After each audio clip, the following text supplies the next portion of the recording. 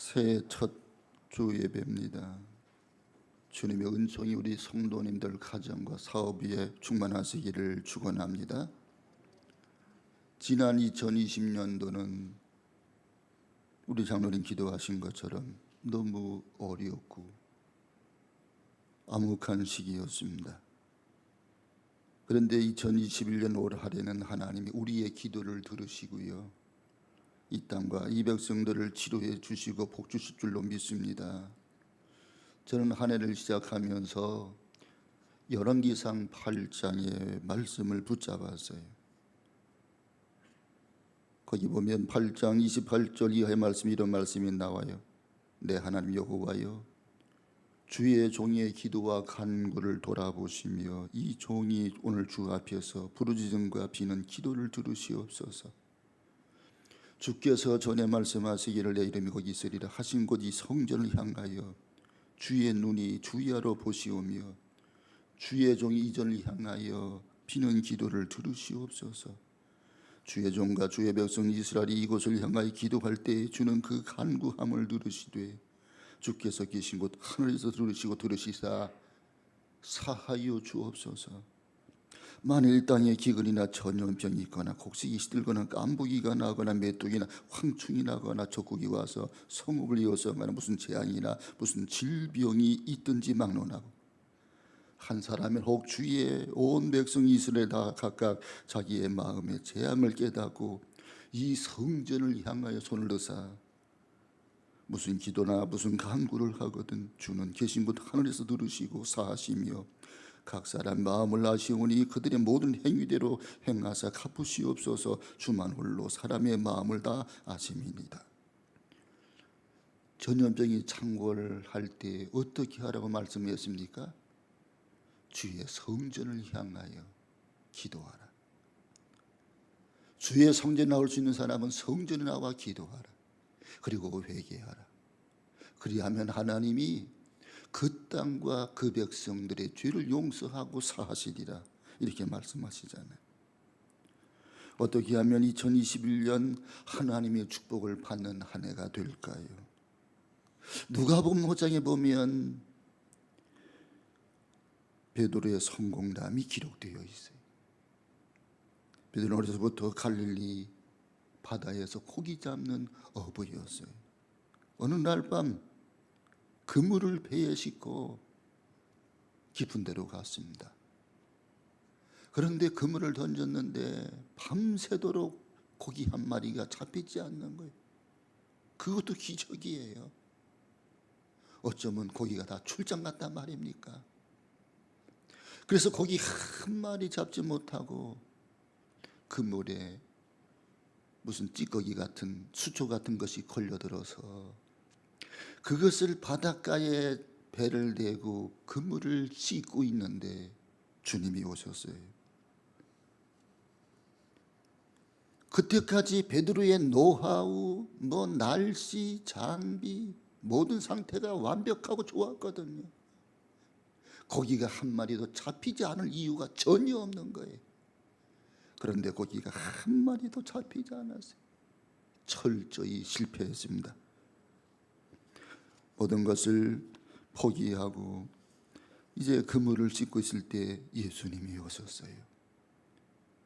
그리고 예수님이 배에 걸터 앉으셨어요. 그리고 가자, 저 깊은 데로 가자. 주님이 말씀하시니까 베드로가 아멘 순종합니다. 만일 그때 베드로가 여보시오, 나는 직업이 여부요, 갈릴리 바다의 베테랑이요, 무슨 헛소리를 하고 있어. 잡힐 고기랑 벌써 잡혔지. 이 한밤중에 이 새벽녘에 다시 나가라고요. 그리고 예수님 말씀을 귀담아 듣지 않았더라면 그날 베드로의 실패는 실패가 끝나고 말았을 겁니다. 그날 베드로는 밤이 맞도록 수고하였으나 얻은 것이 없지만 말씀에 의지하여 그물을 내리이다. 그리고 주님을 모시고 깊은 바다로 나가 주님 말씀하는 곳에 가서 그물을 던졌더니 출장 갔던 고기에 다 몰려왔나 봐요. 그물에 고기가 잔뜩 잡힌 거예요. 그물이 찢어질 정도가 됐어요. 그 친구 배를 오라고 손짓을 하고요, 나눠 싣고 돌아온 이야기가 있습니다. 베드로의 성공 비결은 간단했습니다. 주님 말씀에 순종했기 때문에. 아브라함이 그대로 했습니다. 아브라함도 하나님께서 본토 친척 아비 집을 떠나라 명령할 때 그대로 떠났잖아요. 말씀에 순종했잖아요. 그래서 믿음의 조상이 되잖아요. 일어서는 방법이 있습니다. 주님 말씀을 붙잡는 거예요. 우리 인생사 길이 막힐 수가 있습니다. 그러나 뚫고 나갈 길이 열리는 거예요. 병들 수 있으나 그러나 일어설 수가 있어요. 영원한 실패, 영원한 저주는 없는 거예요. 우리 예수님은 죽으셨다가 사흘 만에 부활하신 주님이세요. 생명의 주님이세요. 성난파도를 잔잔하라 했더니 성난파도가 잔잔해지고요, 물이 변하여 포도주가 되라 했더니 포도주가 되고요, 죽은 지 나흘인데 나사를 일어나라 명령 나사라가 살아나고요. 그분은 하나님이세요. 주님 말씀은 하나님 말씀이에요. 주님을 붙잡으면 돼요. 주님을 의지하면 될 줄로 믿습니다. 히브리서 저자는 히브리서 6장 13절 14절에 아브람 이야기를 이렇게 전하고 있어요. 하나님이 아브람에게 약속하실 때 자기를 가리켜 맹세할 자가 자기보다 더 큰 이가 없으므로 자기를 가리켜 맹세하되 이르시되 내가 반드시 너에게 복주고 복주며 너를 번성케 하고 번성케 하리라 하셨더니 그들이 되었던 거예요. 복주며 복주며 번성하고 번성하라. 이게 주님의 원하시는 명령이에요. 하나님은 복주시기를 원해요. 하나님은 하나님 백성들이 아름답게 살고 풍요롭게 살고 번성하기를 하나님이 원하신다고요. 우리가 아브람 같은 믿음, 베드로 같은 믿음만 있으면 되는 거예요. 어떻게 하면 우리가 2021년 한 해 동안 하나님께 영광을 돌리고 복을 받고 번성케 하는 그런 은혜를 입을 수 있을까? 우리 하나님의 사람들은 지혜로워야 돼요. 지혜로운 사람은요, 오늘 여기 말씀 보면 지혜로운 자의 시간 관리를 말씀하고 있습니다. 2021년 한 해를 우리에게 하나님이 선물로 주십니다. 이 한 해를 내가 어떻게 지혜롭게 관리하는가? 첫째로 세월을 아끼는 성도가 되자는 거예요. 우리 한번 따라합시다. 세월을 아끼자. 오늘 말씀 15절 17절까지 말씀을 같이 읽어봅니다. 그런즉 너희가 어떻게 행할지를 자세히 주의하여 지혜 없는 자같이 하지 말고 오직 지혜 있는 자같이 하여 세월을 아끼라. 때가 악하니라. 그러므로 성자가 되지 말고 주의 뜻이 무엇인가 이해하라. 2021년 한 해를 우리에게 선물로 주셨는데, 어떤 사람은 2021년 한 해 동안 승리하는 사람이 있고 어떤 사람은 실패하는 사람이 있어요. 동일하게 시간을 주셨는데 어떻게 받아들이느냐, 어떻게 선용하느냐, 어떻게 아름답게 쓰느냐에 따라 이 세월을 우리가 승리로 이끌 수가 있는 거예요. 미국의 정치가이자 사상가인 벤저민 프랭클린이 정치하기 전에 서점을 운영했습니다. 그러면서 그 사람이 책을 많이 읽었다고 그래요. 어느 날 한 손님이 책방에 들어와서 책을 고르다가 어느 한 책을 지목했습니다. 이 책이 얼마입니까? 그랬더니 프랭클린이 $1입니다. 그러니까 손님이 좀 깎아주시지요. 얼마면 되겠습니까? 그랬더니 프랭클린이 $1 15센트입니다. 아, 여보시오, 깎아달라는데 깎아주지는 못할 망정 더 붙입니까? 그러니까 또 프랭클린이 천연소력이 다시 $1 50센트입니다. 화가 난 손님이 따지고 덤빕니다. 왜 오히려 점점 더 비싸게 부르는 거요? 프랭클린은 웃으면서 그 손님에게 대답했답니다. 시간은 돈보다 더 소중합니다. 왜 쓸데없는 말씀으로 남의 귀한 시간을 빼앗습니까? 여러분, 시간은 돈이라는 정도가 아니에요. 시간은 생명입니다. 그렇잖아요. 우리가 70년 시간을 받은 거예요. 오래 살면 80년 시간을 받은 겁니다. 그러니까 시간은 생명이요. 태어나서 죽을 때까지 그 시간이 곧 생명이잖아요. 따라서 우리에게 시간은 매우 소중한 거예요. 지혜로운 사람은 언제나 가능한 일과 불가능한 일을 구별해요. 가능한 일은 지혜를 짜내서 자신 온 힘과 정성과 에너지를 집중 투입해서 이뤄내고야만 합니다. 그러나 불가능한 일은 그대로 받아들입니다. 여기에 지혜로운 사람은 성령 충만하다고 그랬습니다. 술 취하지 마라. 이는 방탕한 것은 오직 성령의 충만함을 받으라. 근데 어리석은 사람은 자기에게 가능한 일, 아주 쉬운 일은 시시하게 여겨요. 불가능한 일은요, 목숨 걸고 투자하려고 그래요. 그리고 실패하는 거예요. 그건 어리석은 거잖아요. 우리는 지혜로운 사람이 되어야 돼요. 어리석은 사람이 되지 말아야 돼요. 세월을 아끼고요, 시간을 선영하고요, 성령 충만하고요. 하나님 기뻐하시는 하나님의 사람은 지혜로운 사람이에요. 학술적인 용어로 설명하자면 시간에는 헬라 말로 크로노스와 카이로스가 있어요. 크로노스는 객관적인 시간을 말해요. 지난 2020년 올해 2021년 한 해 1년은 365일, 한 달은 30일, 하루는 24시간. 이건 누구에게든지 공평한 거예요. 절대적인 거예요. 그렇게 시간이 흘러가는 거예요. 그 시간을 내가 선물로 받은 겁니다. 그건 그냥 흘러가는 시간이에요. 반면에 카이로스라고 하는 시간은 주관적이고 상대적인 거예요. 이 시간은 내 경험 속에 있으므로 내가 관리하는 겁니다. 나를 변화시키고 새롭게 하고 의미 있게 하고 가치 있게 하는 시간들이에요.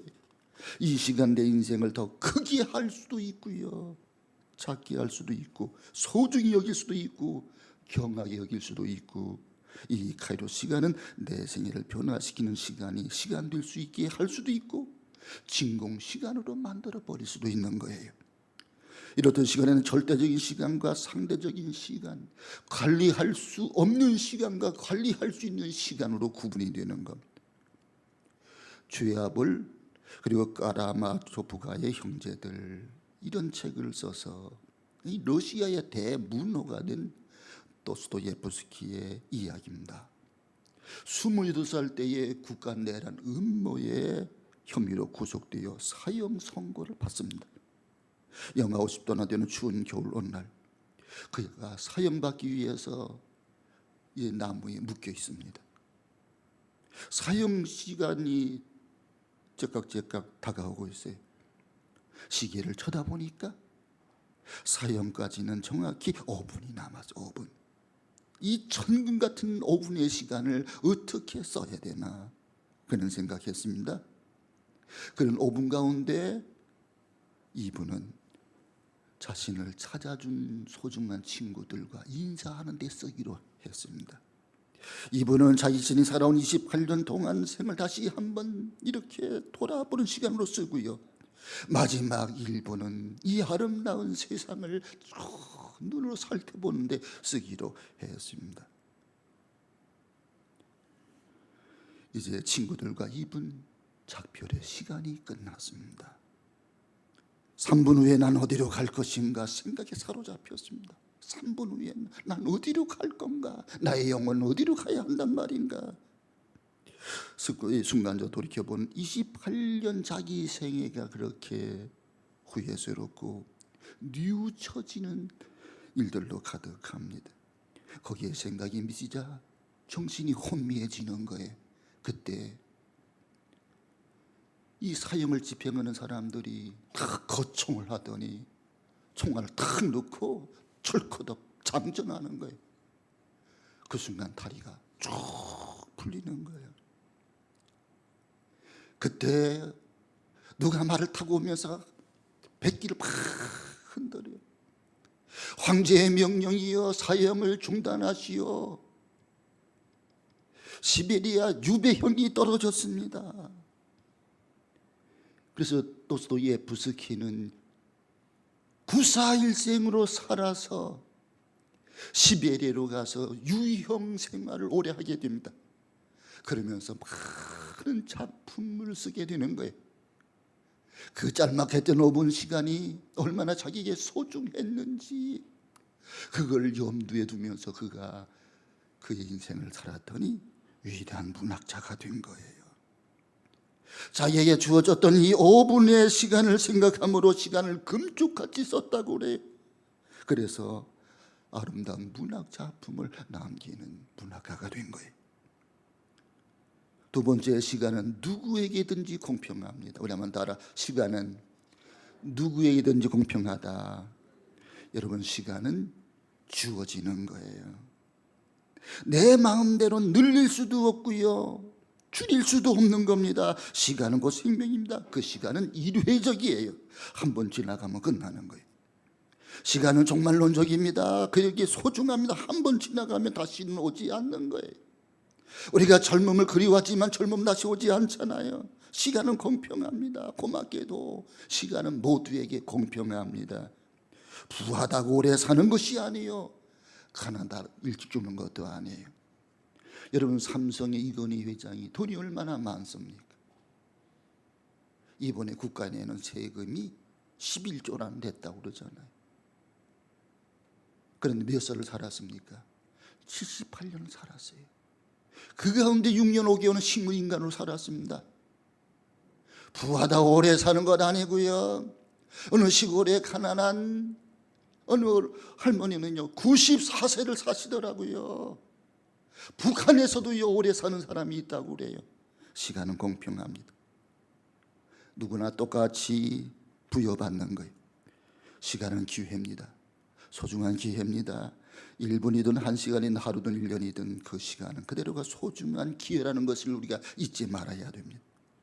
나가 시간은 은사요, 선물이요, 은혜로 주어지는 선물이요. 여러분 생각해 보십시오. 기다린 시간은 그렇게 느리게 지나갈 수가 없어요. 그런데 두려워하는 시간은 빨리 지나가요.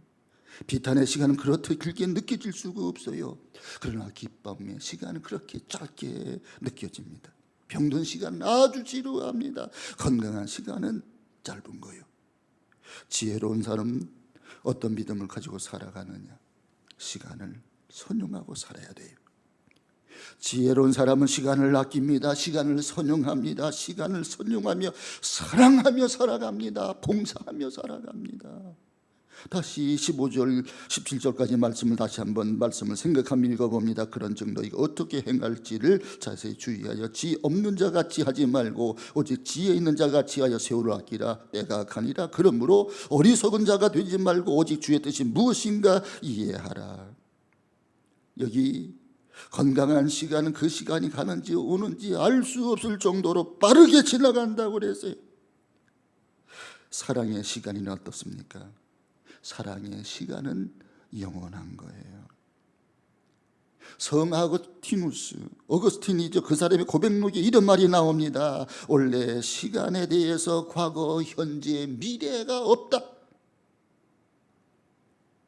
정확하게 말하자면 과거에 예속된 현재가 있고 현재에 속한 현재가 있고 미래를 지향하는 현재가 있을 뿐이다. 시간은 현재만 있을 것이다. 맞는 얘기예요. 우리가 과거를 지나간 과거를 생각해 보면 내 생각 속에 있는 것이지 이미 흘러가 버린 거잖아요. 그러니까 현재만 있을 뿐이에요. 과거라는 것은 기억일 뿐입니다. 다만 과거에 속한 현재가 있는 거예요. 미래도 그렇습니다. 다가올 미래는 없는 거예요. 다만 그 다가올 미래를 현재로 받아들이는 거예요.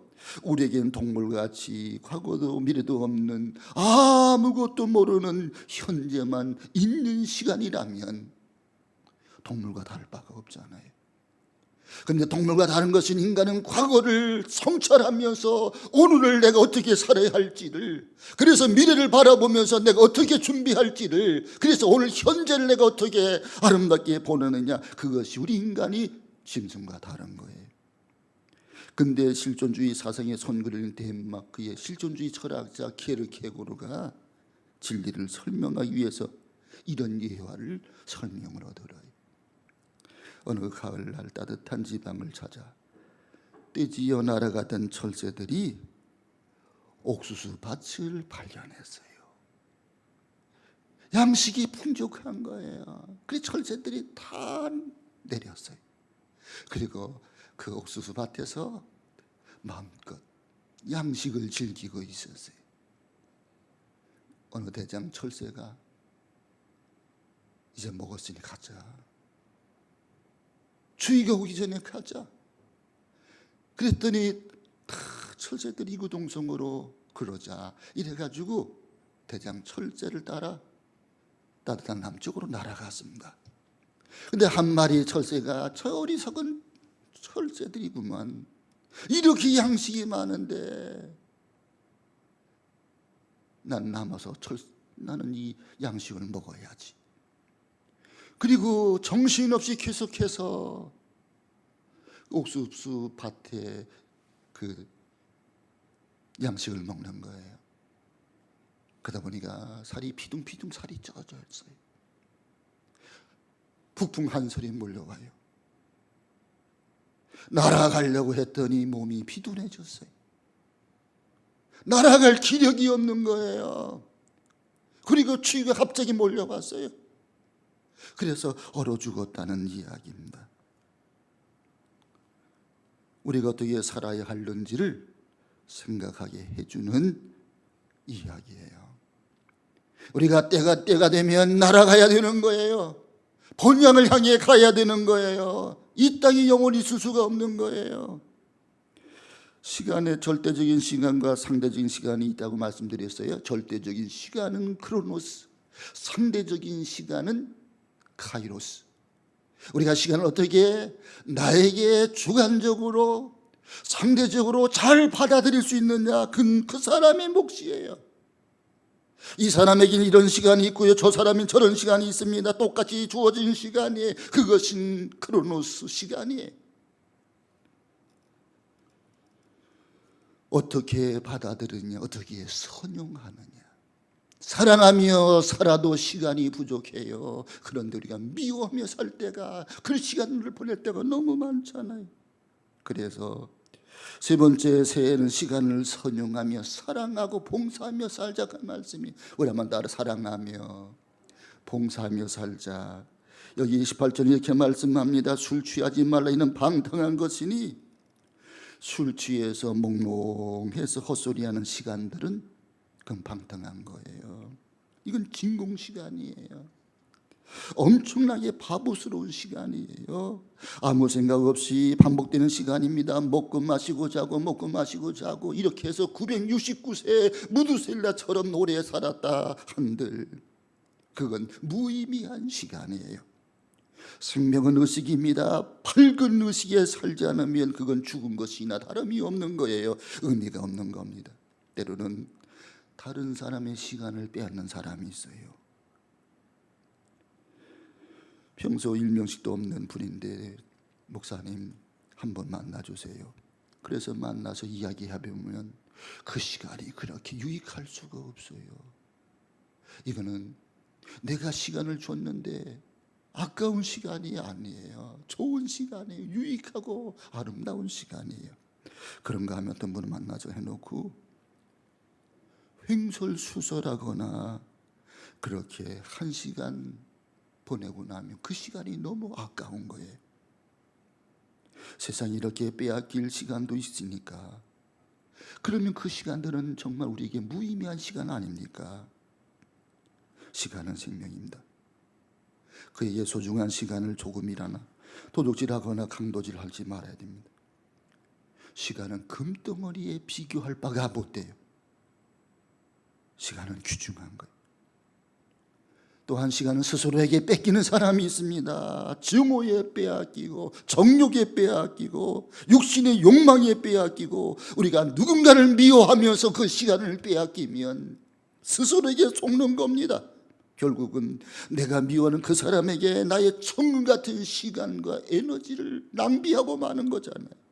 이게 얼마나 어리석고 바보스러운 것입니까? 심지어 어떤 사람들은 자기 페이스는 생각하지 않고 남만 견제하고 질투하느냐고 전체를 잃어버리는 사람이 있어요. 여러분, 우리의 시간은 소중한 거예요. 아름답게 창의적으로 시간을 선용해야 되는 겁니다. 우리에게는 잃어버린 시간이 너무너무 많아요. 나아가 우리에게는 부자유한 시간이 있습니다.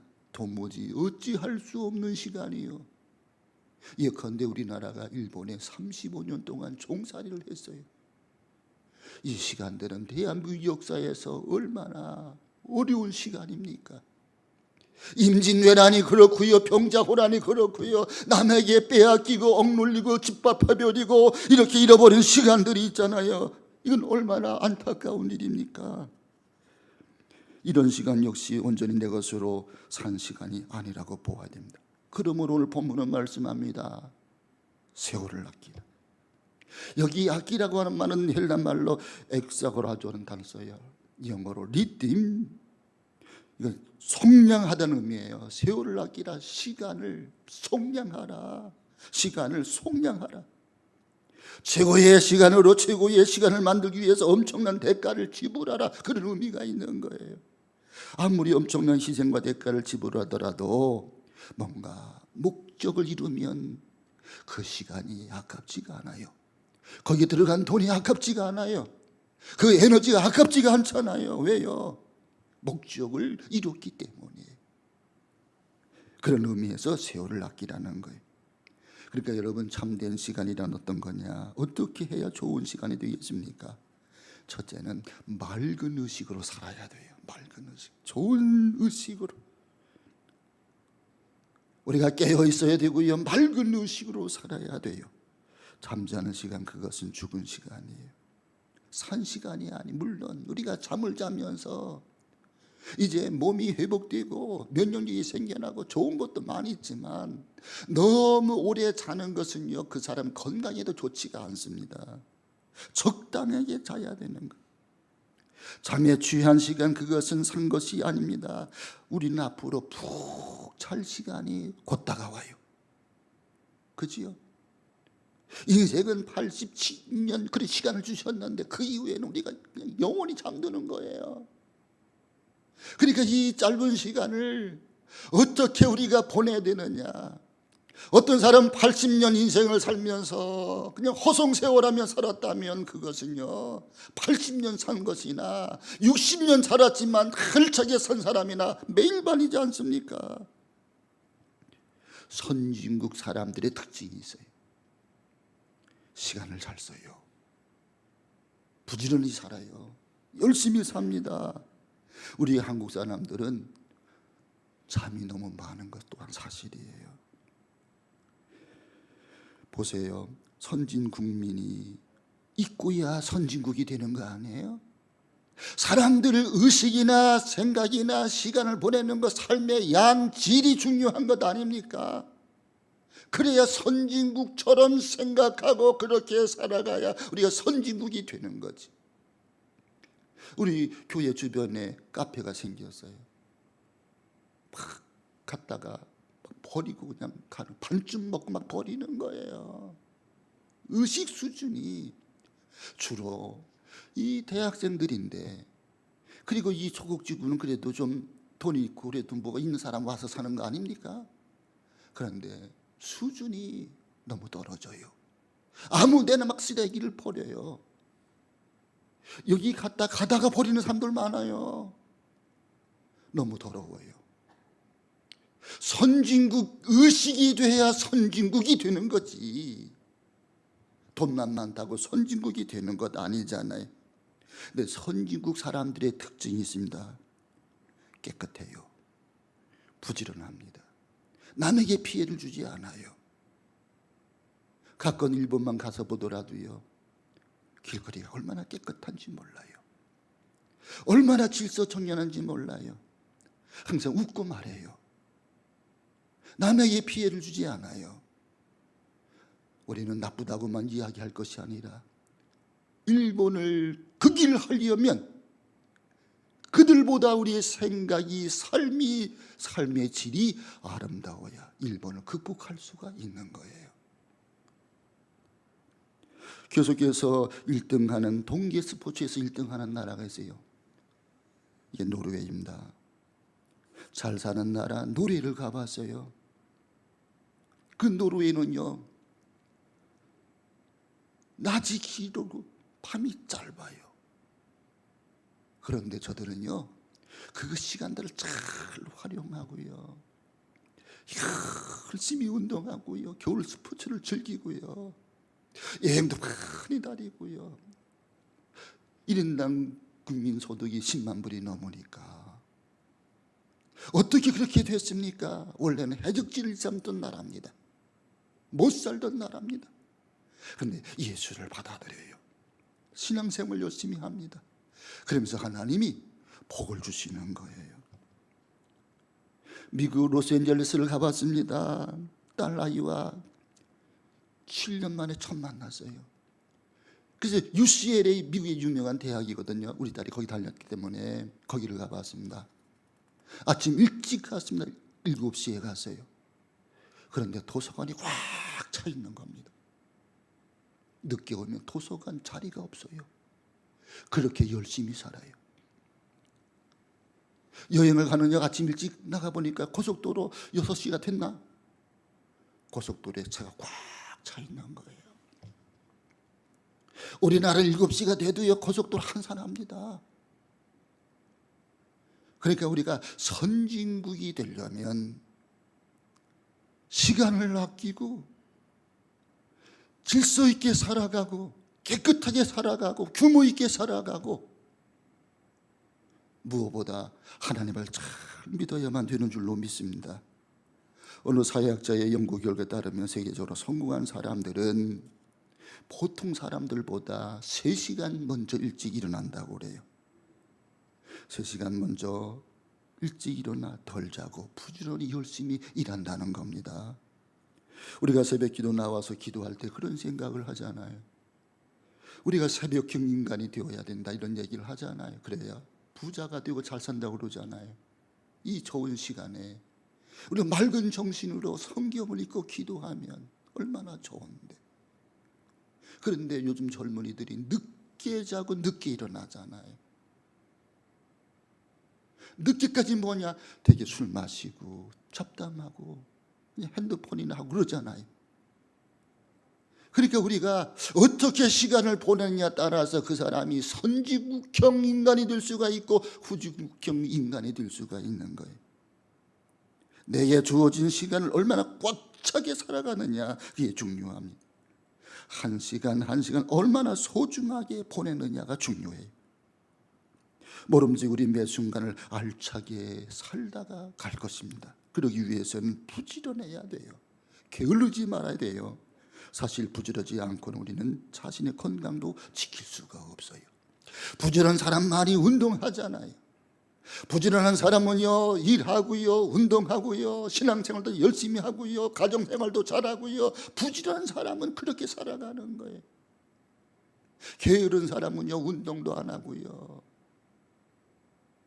예수도 안 믿고요, 시간을 아무렇게나 보내고요, 그 좋은 시간 남을 헌담하는 데 보내고요. 그렇게 우리가 보내면 안 되잖아요.